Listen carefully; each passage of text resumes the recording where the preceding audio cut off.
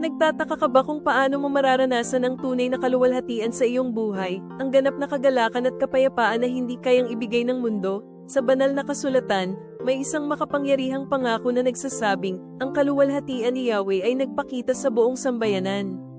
Ito ay matatagpuan sa Aklat ng Levitiko, Kabanata 9, talata 23. Ang dakilang kaluwalhatiang ito ay hindi lamang nakikita sa mga tanda at himala, kundi nadarama sa kaibuturan ng ating puso, isang di masukat na kapayapaan at pagpapala ng presensya ng Diyos na nagliliwanag sa ating buhay kapag tayo'y taos-pusong sumusunod sa kanyang banal na kalooban. Sa bawat pagpili nating ilagay ang Diyos sa sentro ng ating buhay at sumunod sa kanyang mga turo, kahit sa pinakamaliit na gawa ng kabaitan at pagmamahal, binubuksan natin ang pinto para sa kanyang banal na kaluwalhatian na magliwanag ng buo sa ating buhay. Ito ang nagdadala ng tunay na pag-ibig, walang hanggang pag-asa, at kapayapaan na bumabalot sa lahat ng ating ginagawa at kinakaharap.